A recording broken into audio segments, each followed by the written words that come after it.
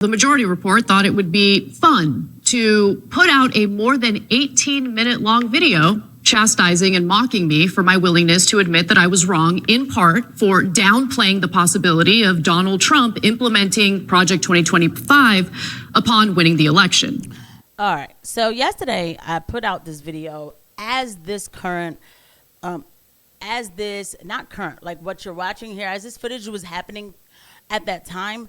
I went ahead, grabbed my, my microphone, and I was like, hit pause, hit record, play it, and let's do it. So I made that video yesterday on the fly. Now, today, I want to go back and look at the rest of what we didn't see yesterday and really break this down. This is a feud that's been going on for a while. It's escalating. Let's just put it that way. It's escalating, and it should be talked about. Because, like I said, both of these females, I respect both of them, but they're both kind of wrong in their own right, too. But let's go ahead and get into it. People have admitted that they made a mistake. All right, back on TYT, Jake and Anna with you guys. More news. So I just want to address something. I was wrong about Project 2025. MAGA hates Project 2025, and I thought... Now, before, I'm going to let a lot of it play. Don't worry. I don't want anybody to think that I'm going over the same parts that were already talked about in yesterday's video. This is new footage, because I didn't catch everything yesterday. So this is new footage today. Thought that Donald Trump actually cared about his base, because in his first term, he seemed to be swayed by his base. He seemed to listen to his base. Wait a second. Wait. MAGA hates Project 2025? Where's the evidence of that? What?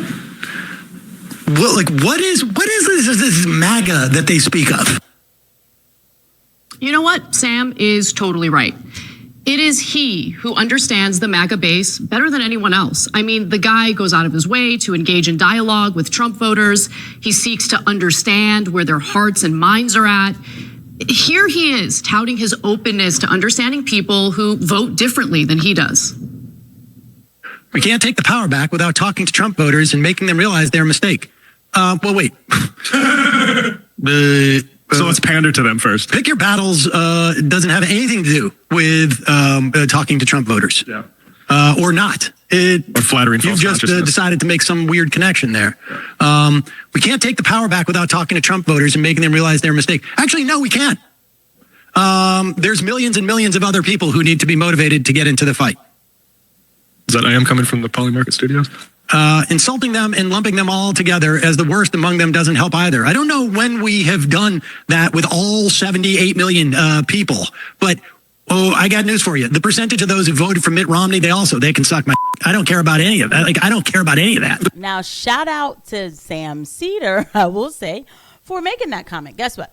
Sam Seder is very much, I don't know if he's blacklisted. This is a name that a lot of people don't talk about. I think that he was making up reports on MSNBC. Okay, don't quote me, because at that time I wasn't paying attention to none of that. You know what I mean? But anyway, I like what he just said. People who voted for Mitt Romney, they could F off. You know what I mean? I don't care what they think. Great. Me and you agree. We do. Because here's the thing.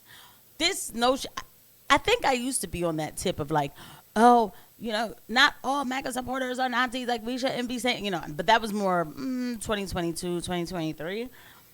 Today, I'm like, you can call me whatever you want. I want you to call me whatever you want. You could collectivize people however you want, which is still always the same point that I'm always on when it comes to things like racism and these kind of collective terms, anti-Semitism, misogyny, all of that. Tossed it. So that's basically what he's saying, right? So I don't want to hear anything when I or somebody else groups any kind of group of people together and make, jokes or comments about them, right? But that's my issue with the left. He just said that with full authority, and I want him to claim it, but there's always going to be a stipulation somehow. Astute analysis, there you have it. Sam Seder, noted expert on Trump voters who he won't talk to and has no interest in understanding. Got it. But it's worth asking why Trump would repeatedly deny supporting Project 2025 on the campaign trail. Was it to appeal to libs like Sam Cedar?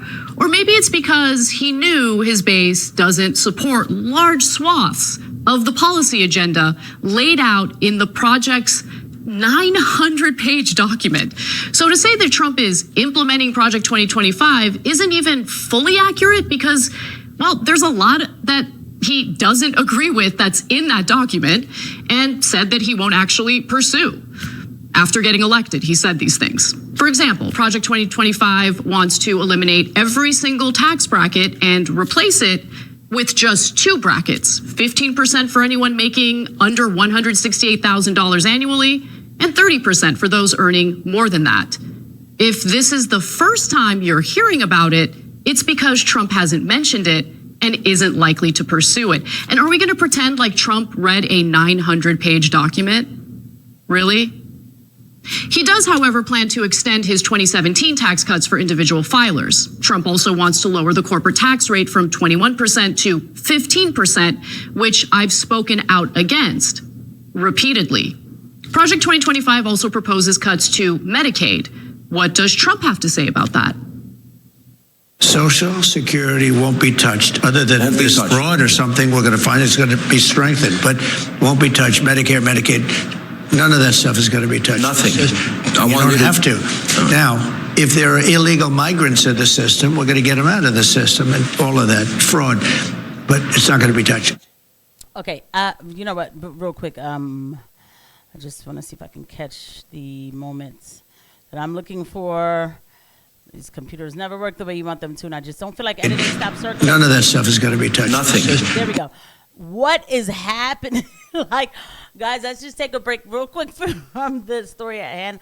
By the way, please don't forget the like and subscribe button and notification bell. This is why is he there? He's like, yeah, don't just shut up. Who is this immigrant? Why is he there? I'm more mad about, yo, bro, like, while everybody else is having, these back and forths and all of this, and that's great. What is happening here? I just wanted to bring your attention to that. I'm not sure if I said please don't forget the like and subscribe button and the notification bell. Sorry, my mind is all over the place. Please, thank you to everybody who watches this video. I know that I am grateful to you all, always. You don't have to. Super unpopular, and maybe Trump is just saying that publicly while behind closed doors he's telling Republicans who are currently working on a budget that they should totally slash Medicaid, right? Well, it turns out, no, wrong. That's not what's happening. Trump had previously weighed in privately against cutting too heavily into Medicaid, telling House Republicans at a closed-door meeting earlier this month that he wants to be very careful with Medicaid. His public remarks on Hannity represented a broader and more forceful assertion of that red line. Nonetheless, Trump's agenda and Project 2025 do have a great deal of overlap, especially in regard to the dismantling of the administrative state, which his base actually does like. But how could anyone be in favor of scaling back on government agencies that are full to the brim with unelected career bureaucrats who get to create, judge, and enforce their own policies and rules? How could this be? Okay. So this, and then we start to get ready to get into the parts that I covered yesterday. So if you guys want to go back to that episode, it is there. But I want to help Anna out a little bit because she's like, well, they don't understand the MAGA base. And so what is this? Like, I've done my research on the MAGA base. Like, all of you people sound crazy. But maybe, maybe it's just me. People are people. It's not about, the MAGA base. I'm going to keep it real with you. The MAGA base, I think she's talking about the hardcore online base. They're not really representative of the people because I think that the people don't have time to look at every little thing that Trump is doing, right? And again, you guys know I don't hate Donald Trump. I'm not a leftist, but the influencers do. And the influencers, they don't give you the truth, they just clap about everything is good. Everything is good. Like the Guantanamo Bay thing, right? oh, that's great. He's going to get rid of, illegal immigrants and send them to Guantanamo Bay. Why can't we just send them back home? Because there's a little stipulation in there that says, also we could put in violent criminals in Guantanamo Bay. The only person I heard talk about that was Tim Pool, and he quickly brushed it off and said, well, we just want to make sure we're treating them right, and that's it, right? My issue is this, like, 'cause trust me, I'm a law and order kind of girl, but why do they need to go there? Like, why do they need to go there? And what do you conclude as violent criminals? Because, again, a lot of these people who have control, they think words of violence. Don't think that there's a bunch of people in there with integrity having control and all that. But anyway, let's look at towards the end of there, because a lot of this in the middle I definitely did discuss. So let's go towards the end with this Karen Bass situation. Her decision to cut the budget for a fire department that had already been chronically short-staffed and underfunded. She put this up on Twitter. Lots of people are spreading this $17 million fire budget cut story, and it's just not accurate. She then included a comical thread to bolster her claim. The thread made no sense, and it was clear that Emma didn't even bother to read the thread that she herself quote tweeted. She was even called out by other lefties like Sam Sachs, who correctly stated that Emma was sharing an incoherent thread she couldn't have possibly read. And then, when told the actual facts, doubles down and accuses everyone of lying to help the right. She still hasn't deleted the post that was retweeted 5,000 times. I checked today, it's still up. And therein lies the heart of the issue with Majority Report. Anyone who has a thought or belief that deviates even slightly from their doctrine is just a right-winger. And right-wingers could never make any legitimate points, right? We must all worship the all-sanctimonious Majority Report and their ideological dogma at all costs, even when there's evidence proving them wrong. Although I can't decide if people like Emma are really this cultish with their politics, or if they're just terrified by their own audience. So, okay. DSA Josh, I live on the west side of LA. All the criticism that conservatives are directing towards Mayor Karen Bass is 100% motivated by white nationalism and violent misogyny. They're fascists, full stop. Hey, DSA Josh, you're unhinged. And guess what? I'm elated that you watch Majority Report. They deserve you. It's not how you should talk to viewers. So let me just say, DSH Josh, whoever you are, if you happen to run across this video, look, you never should say 100% to anything. You're way too absolute, all right? A lot of the criticism lobbed at Karen Bass was actually warranted. She was not doing her job. She probably wasn't supposed to have that job.